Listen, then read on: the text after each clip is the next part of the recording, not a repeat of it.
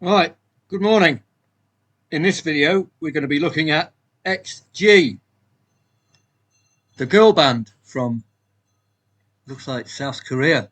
So if you're interested in that, then I'll be doing a video on the girl band from South Korea very soon.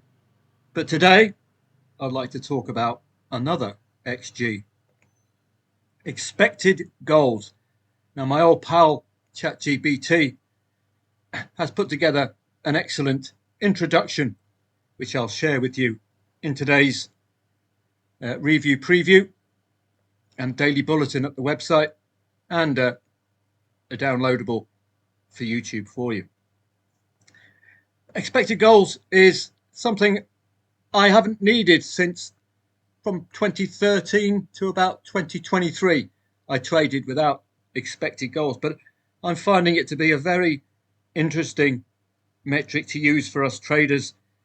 It also highlights teams who've had lots of shots on and off target, but the quality of those shots from a chance perspective is very poor. So let's introduce you to expected goals first, and then I'll take you through the websites where you'll find expected goals and indeed live expected goals, which is a key metric now to really improve your ability to pick matches and teams who are producing quality chances, enough quality to produce a goal. We've had some great examples of that recently with Lugano. I'll come to that as a brilliant example of me sticking to my guns. Lasklintz and Lugano recently, I stuck to my guns and told you their expected goals is very strong. We're expecting goals from them. What happens? They find themselves 0-2 down, or in Lasklintz's case, they find themselves 0-3 down. But I stuck to my guns, and I'll show you the final results of those. What is expected goals then? It's a performance metric to measure the probability of a shot resulting in a goal. It's all about the quality of the chances created and indeed conceded. So expected goals has an XG4. That's the chances created by your team. XG against, which is the chances you're giving to your opponent. If you're giving quality chances to your opponent, you're more likely to concede. The value is generally between 0 and 1. So anything from an expected goals for perspective of 1 or less means they're not creating that many good chances. But if you're like Arsenal, expected goals against is less than 1, it means your defence is purring and you're highly unlikely to be conceding that second goal. So if you see any team's defence expected goals against under 1, that's huge, very, very important stat. Signals a very solid defence. But if their expected goals for is less than 1, it means that team is not quite creating the chances to get themselves a goal or two. The calculations for expected goals, well, we can look down here. The distance to the goal. Closer shots have a higher expected goals than those outside the box. So that's what I'm saying about the quality. It's all very well having 5 or 6 shots on target, but they're all coming from the 18-yard box. They're not likely to trouble the judge. But if those 5 shots on target are coming from inside the 18-yard box, or even closer to goal, they've got a greater chance of going in. Angle to the goal as well. That makes sense, doesn't it? It becomes increasingly difficult. The wider the angle, the more difficult it is to get that goal in the back of the net, because the goalkeeper will have those angles covered. Number of defenders and defensive pressure. Shots with many defenders blocking the path or taken under heavy pressure have a lower chance of going in. It's a very logical stat, isn't it? Expected goals. Goalkeeper's position. If the keeper is out of position or screened, the shot's chance increases. Type of assist or build-up. How the chance is created matters. A through ball or a cut back pass often leads to a clearer chance. Body part used as well. You've seen a few coming off the arse of the goalkeeper. That's probably not a very high expected goals, is it? The game situation, whether the chance came in open play from a counter-attack, a set piece. I mention this as well when I see an underdog leading. What's the quality of that goal? I've done it in a very bare, minimalist way. Is it an own goal? Is it a penalty? Because if it is and they've taken the lead off that, that's not a solid chance, is it? So that's how I have used, before I used XG, that's how I would interpret the quality of a goal for the opponent. Now, there are ample examples of XG. Let me take you to Lugano and Lask Linz, if I can remember the dates. This will talk to you about uncovering hidden value. This was a trade I passed on to members. Lask Linz, well, it ticked the boxes. Odds on favourite at home. Goal down, so I checked that one out. So this is the first half. This is what I would recommend you look at half time. Look at their expected goals at half time, 0.84. So they're knocking on the door of 1. Don't forget, the absolute ideal would be 1 or over. But they're knocking on that door, aren't they? You can have a look down as well. Expected goals on target, 0.64. 1.32, you see they converted.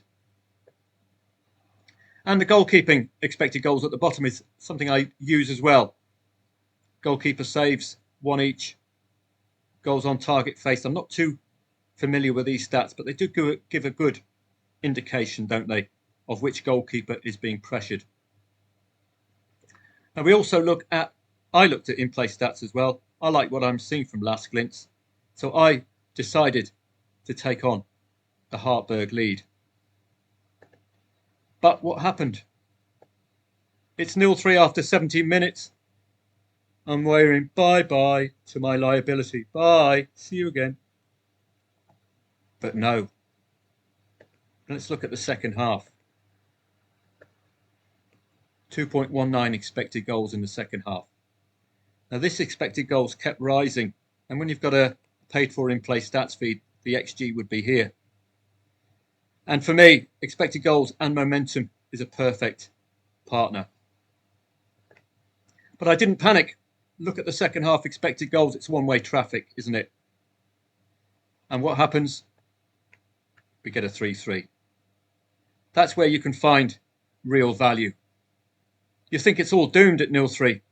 But as a trader, you're looking for a really good value entry point with reason.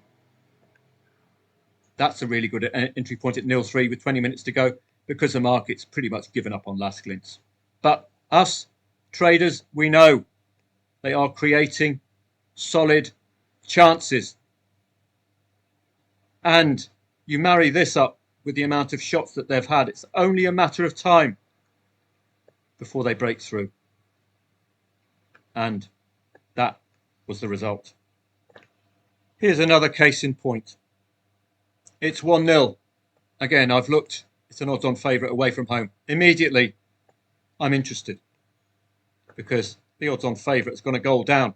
I need to look at the in-play stats to determine whether Lugano are performing like in-play, like odds-on favourites. Look at the first half. Expected goals. Okay, at 1-0 down. Now, as I've said, expected goals 4. Anything over 1. You're encouraged with, particularly when they haven't scored yet. 1.51. I'm interested. They're creating enough chances to score 2 goals. But it ends up being 2-0 right at the beginning of the second half. I already got involved at 1-0. I topped up again at 2-0. And I'm trusting the fact that in the first half, they are producing by far the better chances, but they just haven't converted. Winterthur are overperforming. They've scored 1 goal with a 0.89 expected goals. Lugano are underperforming. They're creating superb chances, but they're not converting. And again, you can go down and look at the goalkeeping saves. 7 to 2 in the first half. This is how I use expected goals to not panic. I'm already involved at 1-0. I'm not panicking at 2-0. In fact, I'm topping up. Bring forth the goals, because that's what this is telling us for the whole match. 3.1 over delivered. Second half, 1.59. Add to the 1.51 from the first half, and you can see that's that 3.09. You're expecting 2 goals from the first half, and you're expecting 2 goals from the second half, but they all come in the second half. That's how I use expected goals.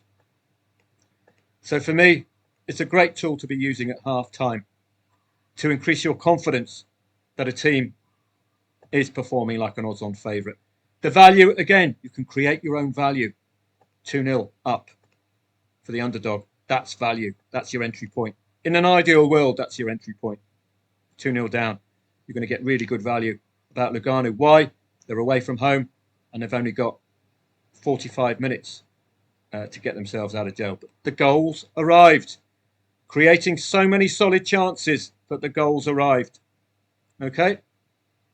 That's it all down in a nutshell from a trading perspective.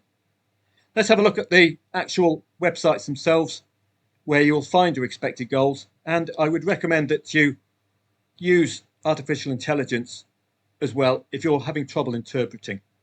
So work your way down or choose a league. This is xgscore.io, completely free at the moment. And here is the Premier League table for expected goals. Okay, you can see Crystal Palace. I think the red means they're overperforming, above expectations. And that from a seasonal perspective, could signal, indeed, they got that loss, didn't they, against Everton last match. And interestingly, I passed this through ChatGPT, and it said that Crystal Palace might be suffering from this overextension of their expected goals. There might be a crash at some point. Here's what I'd recommend or suggest that you do. Control print screen. Chat GPT. So using this XG data, what can you tell me about Crystal Palace's performances to date and what they augur for the future? So please use artificial intelligence, okay? You might want to initially ask it whether it's familiar with what XGC means. Just confirm that. This is overall, this is advanced. So these are advanced metrics. Again, I would be using artificial intelligence, but it looks as if the red, in this particular advanced, in this overall, the red means they're overperforming. Here, the green means they're overperforming. Expected goals conceded, I think, 9.3. Again, I can ask AI. So here's a current snapshot after 7 matches. Balance profile. These are totals, by the way. If you want expected goals per game, you divide that by the number of games played. Okay, that must be factored in.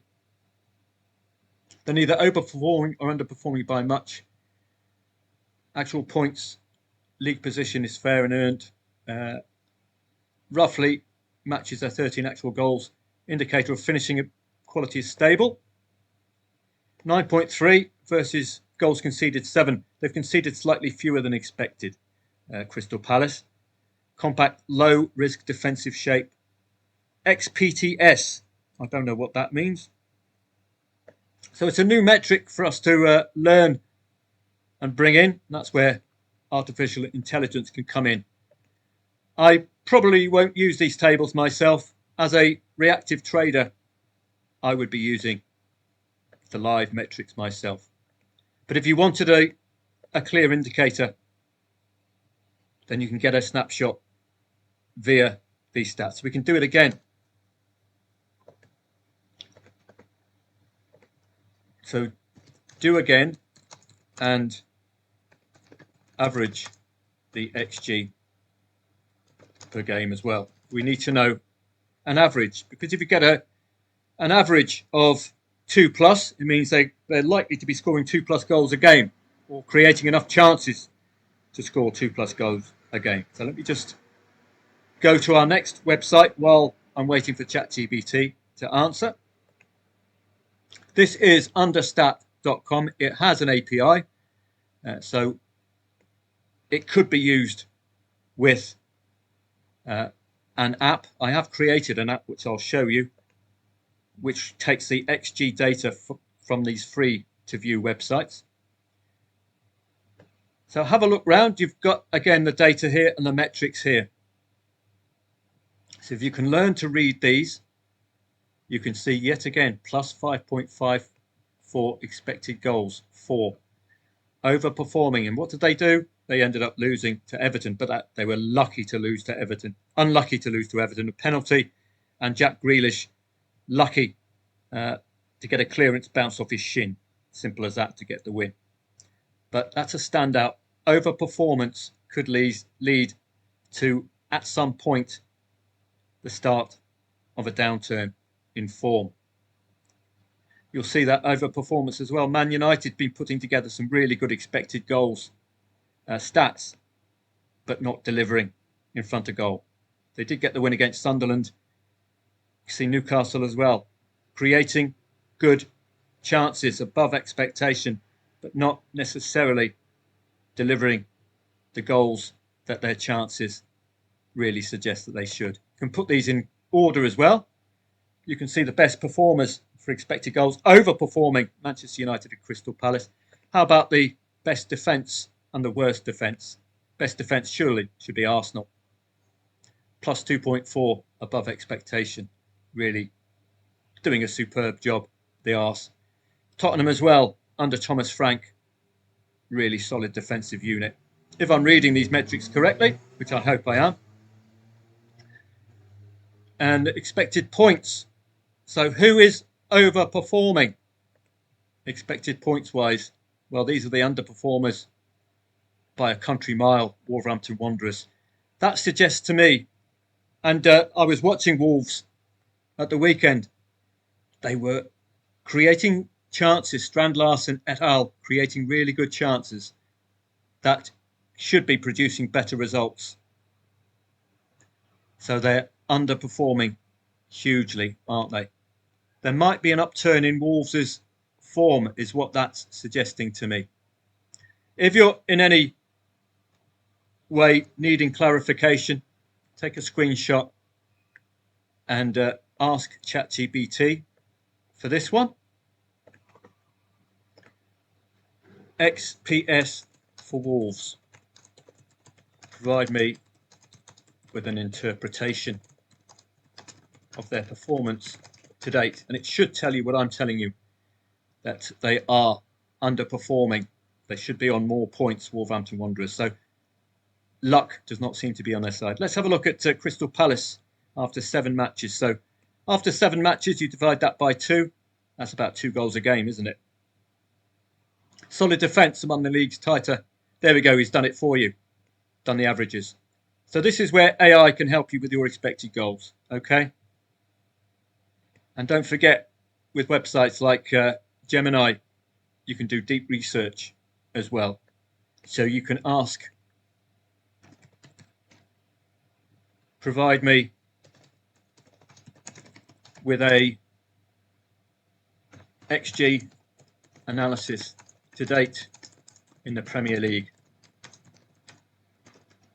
Best defence and defence. And this is completely free, don't forget.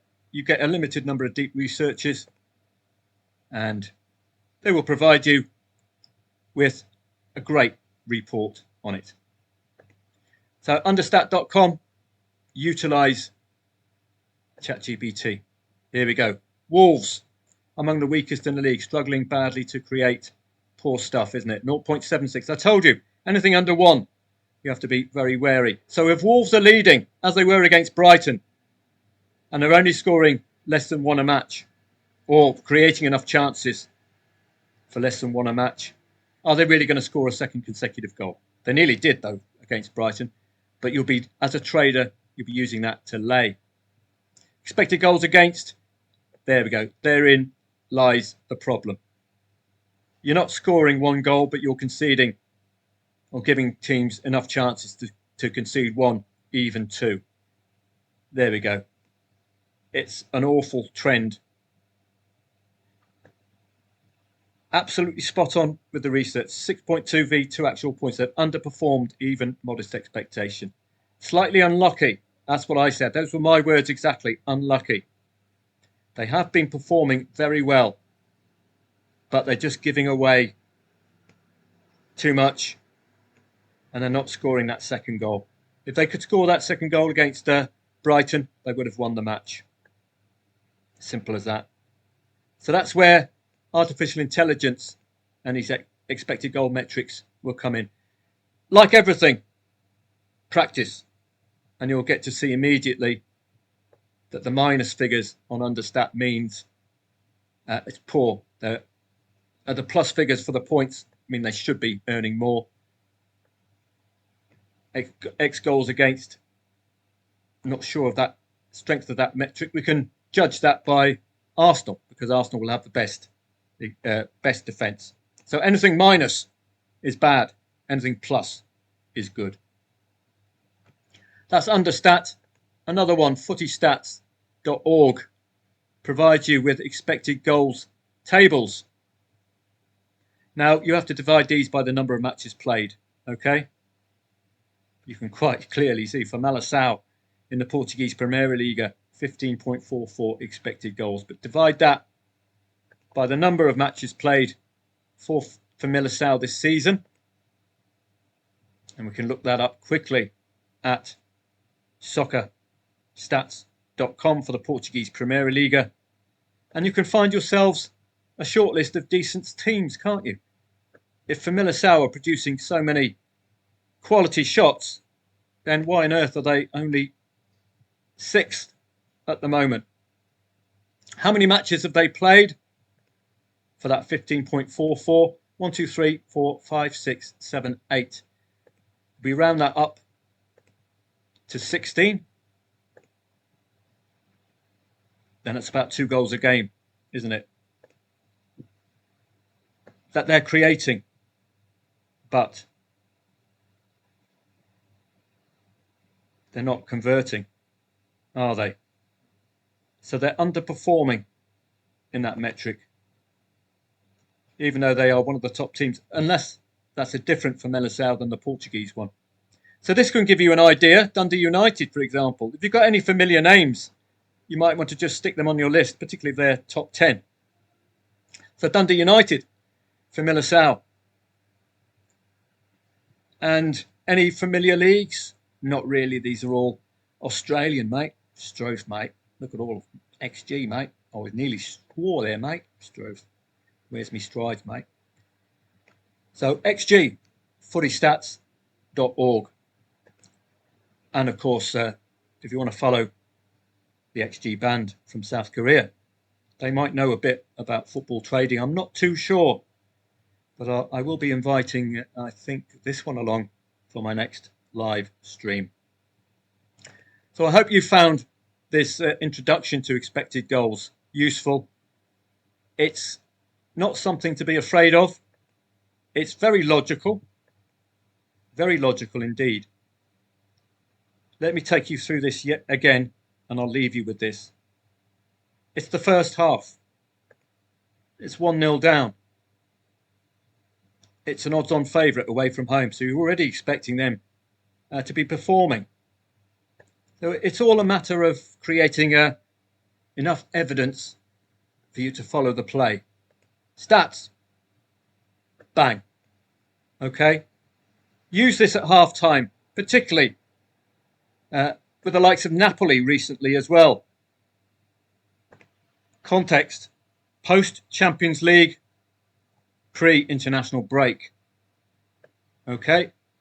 Napoli, 1.45 home favourites. Under Antonio Conte, when you're at home and you're Napoli, you don't expect to lose. So, 1-0 down to Genoa. What do? Half-time look. Woeful first half performance. Woeful from Napoli. Or, should I say, a better defensive display from Genoa, because Napoli's chances, even with Rasmus Højlund, Kevin De Bruyne, are very, very poor quality. Remember what I said about XG? Anything over 1 is good. Anything under 1 is bad for XG 4. So that's telling you that is a deserved lead for Genoa. You are expecting a reaction second half. And we got it. Only the one expected goal, but look at this for Genoa, 0.02. Okay. Suddenly, Napoli have shut Genoa out this second half. So if you start seeing the expected goals, particularly if you've got an in-play stats feed like this, start seeing the expected goals increase. And in that particular match, the expected goals increase and then a momentum increase. I noticed it was a flat-lined match. It's rather like this one. It was your typical post-Champions League malaise for Napoli. But second half, they hit their highest momentum point of the match. The expected goals started rising, meaning they're creating chances. You put 2 and 2 together. The opponent can't create any chances at all. No shots on at all.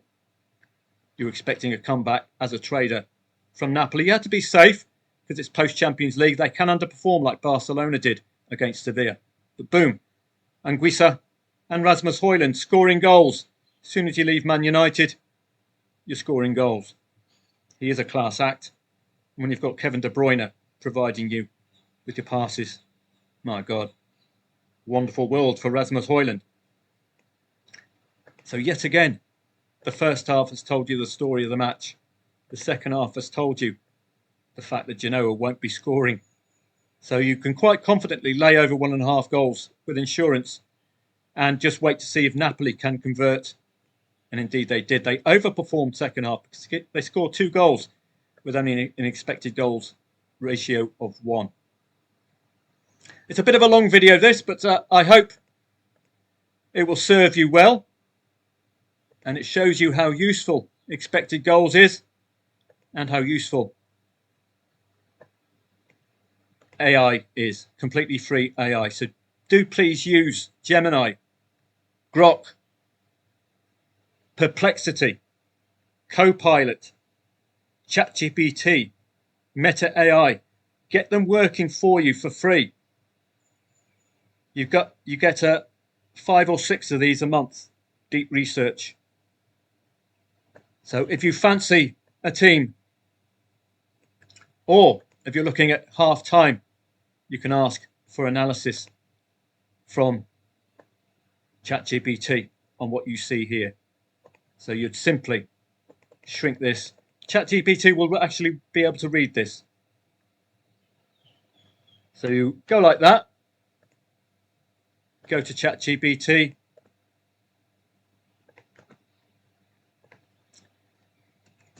What are the expectations for the second half from Napoli based on this poor first half XG showing?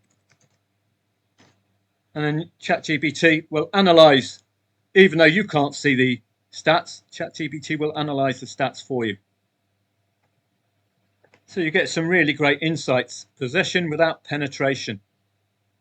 Too many lateral passes, few touches in the box. Genoa's strength, superior strength, shots on target and XG. Napoli were out-created rather than simply unlucky. Expect Napoli to adjust shape, often moving from a 4-3-3 to a 4-2-3-1, or adding a more direct striker or winger to increase box entries and shot volume. So this is a half-time look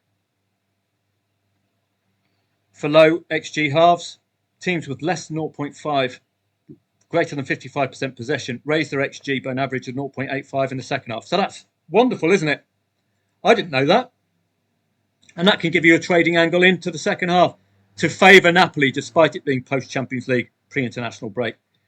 Napoli specifically average 1.1 expected goals in the second half after poor openings. That's something I didn't know either.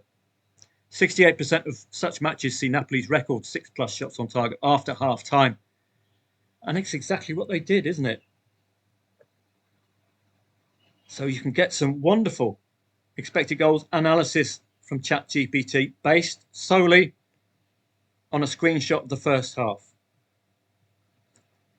So use XG to interpret the quality of shots, the quality of the team's play.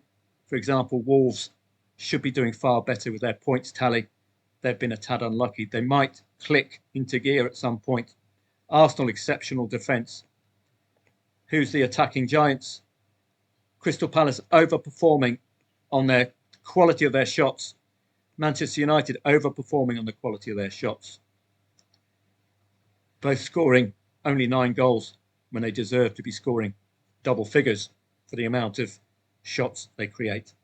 Coming to half an hour now, but I hope I've covered the main elements of expected goals for you. I will provide you with the report as well. It's a nice, simple report. It's got some out-of-date examples. David Villa, for example, here, but let's not get too carried away with David Villa. ChatGPT means well, the poor lad. So I hope you find this expected goals useful. It is a vital metric these days, and it just improves the quality of your ability to read a team into the second half. This is a great find for me, the ability to interpret first half expected goals for a strong favourite, a goal down.